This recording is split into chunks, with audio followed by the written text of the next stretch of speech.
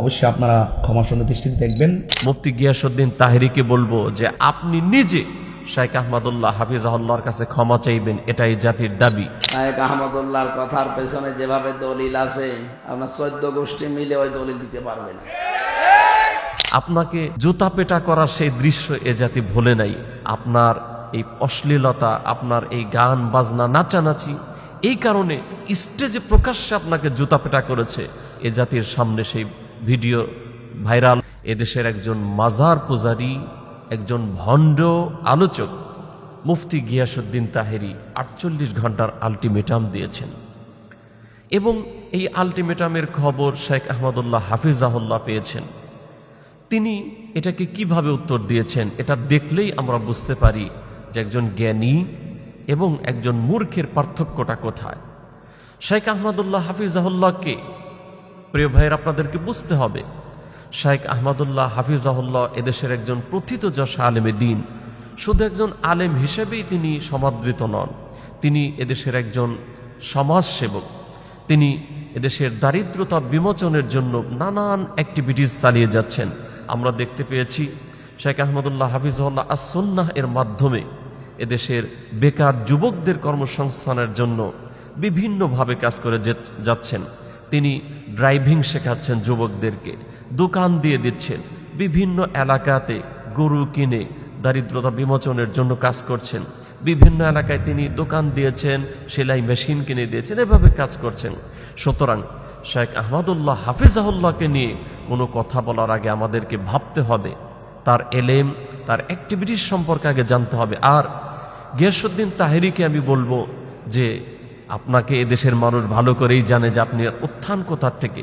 আপনি তো একজন বাউল, একজন ফাউল বক্তা, আর আপনাকে জুতা পেটা করার সেই দৃশ্য এ জাতি ভোলে নাই।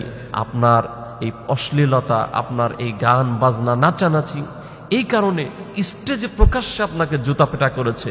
এ জাতির সামনে সেই ভিডিও ভাইরাল হয়েছে, lakh lakh million million view হয়েছে সেই ভিডিও, এ জাতি দেখেছে। এই জন্য আপনি কার সম্পর্কে মন্তব্য করছেন, আমি বলবো গিয়াসউদ্দিন তাহেরিকে যে মিয়া, তুমি আদার ব্যাপারে জাহাজের খবর নিতে যাও না। শেখ আহমদুল্লাহ হাফিজাহুল্লাহ দেশের একজন অত্যন্ত প্রথিতযশা আলেমে দ্বীন।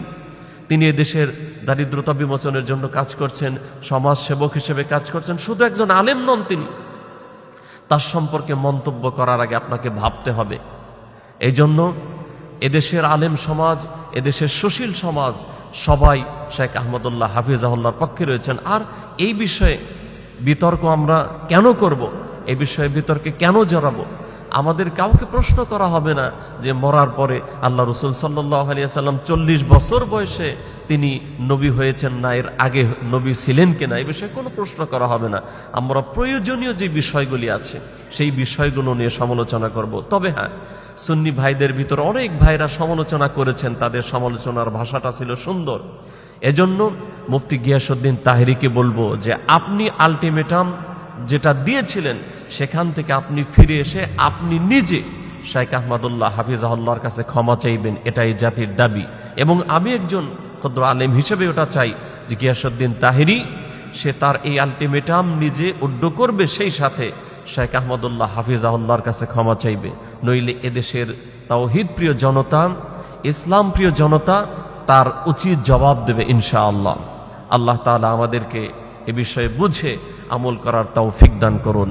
আসসালামু আলাইকুম ওয়া রাহমাতুল্লাহ।